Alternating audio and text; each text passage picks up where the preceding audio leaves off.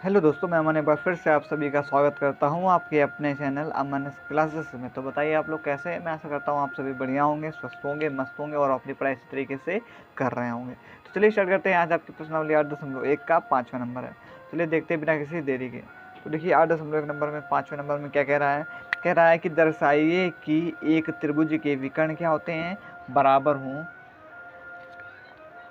क्या है, दर्शाइए कि एक बार देख लेते हैं, सवाल गलत तो नहीं लिखा। हाँ, एक त्रिभुज के विकर्ण बराबर हो और परस्पर किस पर परस्पर समद्विभाजित करें तो वह क्या होता है, वह एक वर्ग होता है। ये हमको दिखाना है। क्या दिखाना हमें, वर्ग होता है, ये हमें दिखाना है।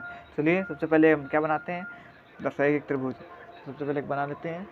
सॉरी, यहाँ पर त्रिभुज नहीं, यहाँ पर हाँ तभी हम क्या कुछ गलत लिखा है। यहाँ पर चतुर्भुज होगा, चतुर्भुज। ठीक है, त्रिभुज यहाँ कहाँ से, चतुर्भुज जब चल ही रहा तो चतुर्भुज यहाँ पर होगा, चतुर्भुज। तभी हमें ऐसा लग रहा था कि कुछ गलती है। ठीक है, यहाँ पर हमने क्या कर लिया, चतुर्भुज। देखो, तो सबसे पहले चतुर्भुज बना लेते हैं हम।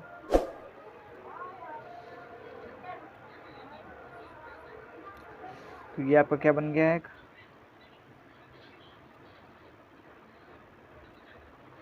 ये आपका क्या चतुर्भुज बन रहा है। ठीक है, मान लेते हैं कि मतलब एक चतुर्भुज है, समझाने के लिए बना दिया है, बन तो हुआ है। आए तो वो भी एक चतुर्भुज ही होता है। तो ये क्या हमने बना दिया। अब देखो इसके बाद क्या कर रहा है, उसके विकर्ण क्या बराबर हैं। मतलब ये यहाँ पर लिख लेते हैं, ये आपका ए हो जाएगा, ये बी और ये सी, और ये हो जाएगा क्या, ए बी सी, ये हो जाएगा डी। ठीक है, तो क्या कह रहा है, ये कैसे बराबर हैं। तो यहाँ पर वही चीज़ करेंगे, इसके जो विकर्ण हैं ये बराबर है। ठीक है, यहाँ तक बात क्लियर हो गई ना। बराबर थे तो बराबर दिखा दिए। आप देखो इसके बाद तो बराबर हैं और यहाँ पर ये ओ होता है।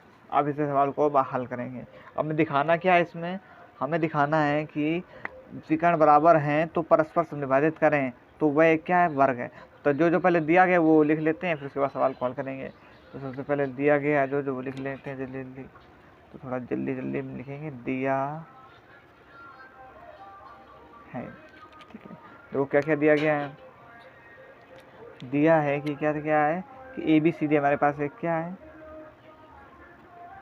ए बी सी डी एक चतुर्भुज है। ठीक है, जिसमें चतुर्भुज ए बी सी डी के विकर्ण, ये विकर्ण होते हैं ना, तो ये चतुर्भुज ए बी सी, थोड़ा जल्दी जल्दी करेंगे क्योंकि फिर वीडियो भी ज़्यादा लंबी हो जाती है। ए बी सी डी के विकर्ण ए सी, ये सब आपको पता है हम कैसे कर रहे हैं, बताने की इसमें कुछ समझाने की ज़रूरत नहीं है। ए सी और बी डी बराबर है, ए सी और ये वाला ए सी और ये बी डी क्या है, बराबर है,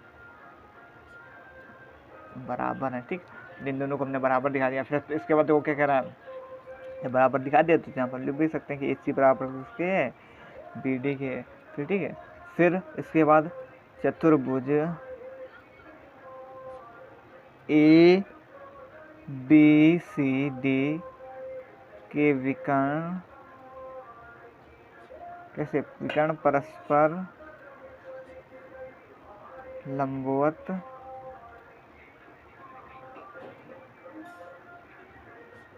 समद्विभाजित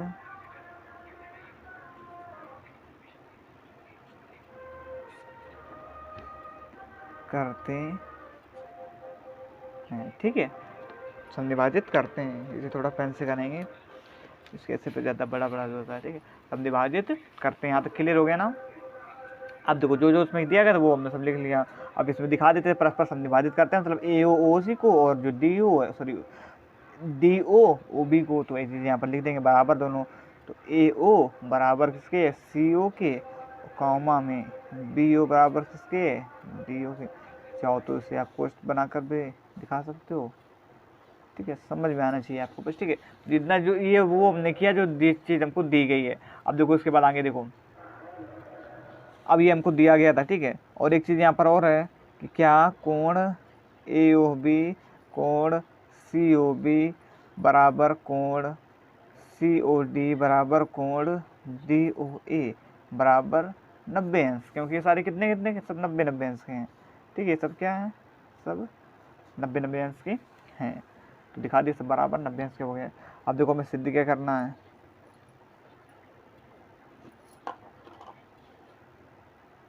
सिद्ध करना है कि ABCD एक वर्ग है। वर्ग में हमें सिद्ध क्या करना है, सबसे पहले सारी भुजा बराबर दिखानी है, CD बराबर D, सारी क्या दिखानी, भुजा बराबर दिखानी। फिर उसके बाद सारे कोण भी बराबर दिखाने हैं, सारे कोण भी बराबर दिखाने, ठीक है, सारे कोण भी बराबर दिखाने। इतना कर लिया ना। अब इसके बाद देखो जो अब सिद्ध कर, अब इसे हम करेंगे हल करेंगे। अब देखो हल करते हैं इसे। तो देखो अब हल करने में हम एक चीज़ थोड़ा स्किप भी करेंगे या आपको बता भी देंगे, हम बताते रहे। देखो अब इसमें हम AB बराबर BC बराबर CD ये वाला हम पीछे वाले बता चुके, तो उसी से हमने एक तोड़ निकाला कि इससे अब कैसे दिखा सकते हैं, कि हम दिखा सकते हैं कि यदि किसी त्रिभुज के, देखो सुनो ये आप ये समझना, ठीक है, समझ लेना एक बार। जैसे यदि किसी चतुर्भुज, ये कोई चतुर्भुज है कि इसके विकर्ण, जो ये विकर्ण है परस्पर कैसे हो, समकोण, मतलब सब 90-90 अंश पर हैं, तो 90-90 अंश पर हों, 90 अंश पर हो समद्विभाजित करने, वह बात है कि तो वह क्या होता है, समचतुर्भुज होता है। और समचतुर्भुज में क्या होती हैं, सारी भुजा कैसी होती हैं, बराबर होती हैं। तो यहाँ से हमें एक चीज़ आसान हुई, हमें आसान क्या हुआ कि हमें इसके मान नहीं निकालने पड़ेंगे, इसे हम अलग अलग दिखाना नहीं पड़ेगा। यहाँ से हम डायरेक्ट लिख सकते हैं। क्या लिख सकते हैं हल में, सबसे पहले हम ये चीज़ लिखेंगे कि जो आपका ऐसे लिख सकते हैं, यदि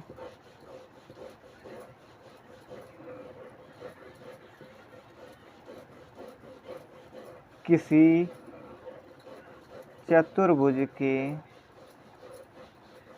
विकर्ण, ठीक है, विकर्ण कैसे हो, परस्पर। हम आपको लेक्चर में जब इंट्रोडक्शन करवाया था तो बता चुके थे, सब प्रमेय हमने करवा चुके हैं। प्रमेय है एक, परस्पर कैसे हो, समकोण पर समद्विभाजित करें, समद्विभाजित करें, तो वह क्या होता है, एक समचतुर्भुज। अब समचतुर्भुज होता है, और समचतुर्भुज ये हमने वो भी बताई थी आपको, उसकी डेफिनेशन भी बताई थी। अब समचतुर्भुज की डेफिनेशन क्या होती है, जिसकी सारी किसी भुजा होती है बराबर होती हैं। मतलब इस नियम से हम इसकी सारी भुजा जो है बराबर दिखा चुके हैं। मतलब AB बराबर BC बराबर CD बराबर DA, जो मैं पहले नंबर पर सिद्ध करना था वो हम सिद्ध कर चुके हैं। तो यहाँ पर अब हम लिख सकते हैं कि अतः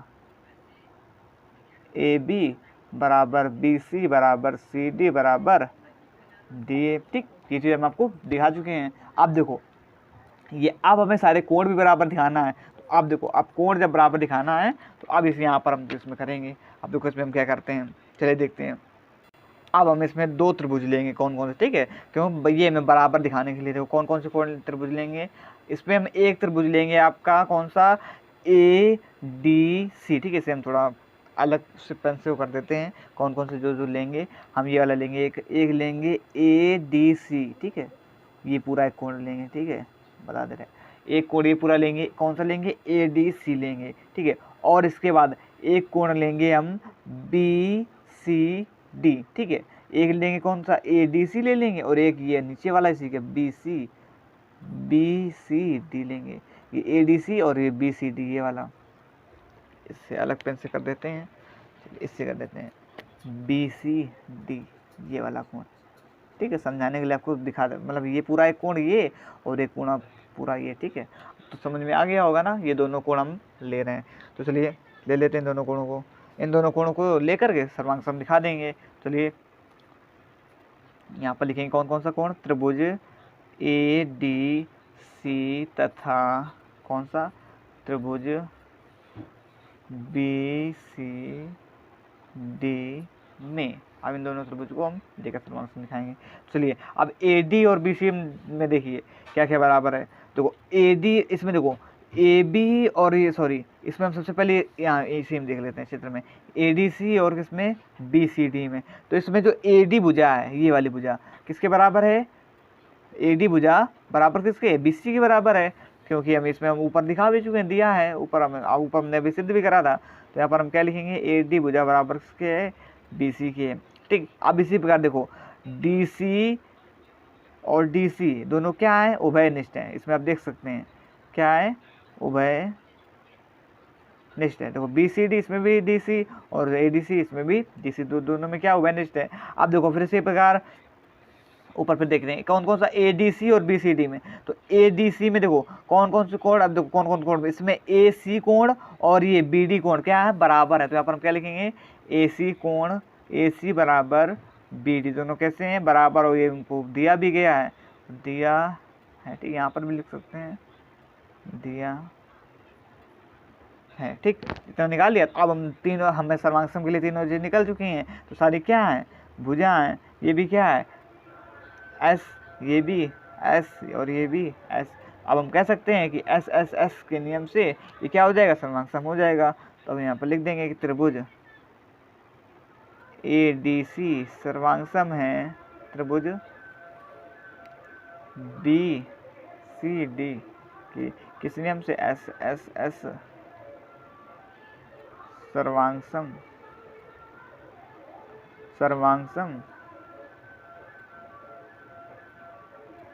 नियम से हमने से क्या दिखा दिया, सर्वांग दिखा चुके हैं ठीक है। अब देखो इसके बाद ये वाली भुजा दिखा चुके हैं। अब इसके बाद देखो, अब ये भुजा दिखाने के बाद यहाँ पर हम क्या दिखा सकते हैं, अब जब देखो ADC, तो ये वाला कोण, ये वाले दोनों कोण बराबर हो जाएंगे, क्यों, क्योंकि संगत भुजा है, संगत भाग के नियम से। तो यहाँ पर हम वही चीज दिखा देंगे कि जो कोण D बराबर कोण C बराबर हो जाएगा किस नियम से, संगत भाग के नियम से ठीक है, संगत भाग के नियम से हमने इसे बराबर दिखा दिया। अब चलिए ये पेज आपका फिल हो गया, दूसरे पेज में देखते आएंगे। और अब हमने इसमें दिखाया, क्या दिखाया, ये देखिए ठीक है, हमने इसमें दिखा दिया कोण D बराबर कोण C के दिखा दिया। अब देखो, अब इसके बाद हम क्या करेंगे, कोण D बराबर कोण C, अब इसी में हम दो कोण को लेंगे। देखो कौन कौन से कोण लेंगे, हमने कौन कौन से लिया, ADC और BCD लिया। देखो ये लिया था, फिर से आपको बार बार इसलिए दिखाएंगे आपको समझ में आ जाए, कौन कौन से ADC और BCD लिया था। अब देखो इस कोणों में हम क्या दिखाएंगे, इसे कोण D ये वाला और कोण कौन सा C ठीक है, ये दोनों कैसे हैं, एक दूसरे के क्या है वैसे, तो ये एक रेखीय युग्म है, क्योंकि ये एक सह अंता कोण है। कैसे कोण है, सह अंता कोण, ADC और BADC ठीक है, ये वाला कोण, और कौन सा BCD, तो दोनों क्या है, सह अंता कोण है। तो यहाँ पर हम कह सकते हैं कि जो दोनों बराबर हैं, क्यों, तो दोनों को सॉरी सह अंता कोण है, तो इनके दोनों का योग कितना होता है, 180 अंश होता है। कितना होता है, 180 अंश होता है। तो वही चीज़ यहाँ पर हम लिखेंगे, क्या लिखेंगे कि, चलिए देख लेते हैं, हाँ सॉरी थोड़ा पटरी हटा दें, हाँ अब आपको साफ साफ दिखेगा। अब देखिए, तो यहाँ पर अब हम लिख सकते हैं कि जो आपका कोण D प्लस कोण C बराबर 180 अंश, क्यों, क्योंकि सह अंता कोण ठीक है, ऊपर हम बता दिया सह अंता कोण के नियम से क्या बराबर हो जाएंगे ठीक है, सह अंता कोण है। अब देखो, अब हम यहाँ पर दिखा देंगे कोण D बराबर कोण C, तो यहाँ पर हम कोई दो मतलब कोई एक भुजा को इसी बराबर, कोण D को या तो कोण C लिख दो क्योंकि दोनों बराबर हैं, या कोण C को कोण D लिख दो। तो अब किसी को भी आप जिसको मन हो आप उसको लिख सकते हैं। तो हम इसको लिख देते हैं, कोण D को कोण C लिख देते हैं, प्लस कोण C बराबर 180 अंश ठीक है, बराबर 180 अंश हो गया। अब कोण C कितना हो गया, तो दो कोण C बराबर कितना हो गया, 180 अंश। तो कोण C बराबर 180 अंश। अब ये गुणा में इधर आएगा तो उसमें हो जाएगा भाग में, तो काट दो, तो 2 ने 18। तो कोण C बराबर हमारे पास क्या निकल के आया, 90 अंश निकल के आया। कितना निकल के आया, 90 अंश निकल के आ गया ठीक। अब जब हमने कोण C 90 अंश निकल के आ गया, तो आपके जो सारे कोण है वो कैसे हो जाएंगे, बराबर हो जाएंगे ठीक है।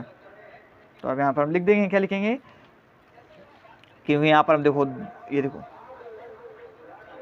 एक कोण को अगर हम बराबर दिखा देंगे तो सारे आपके कोण कैसे, क्योंकि कोण A बराबर कोण B सब सारे कोण बराबर थे, तो इसलिए यहाँ पर हम लिख देंगे कि इसी प्रकार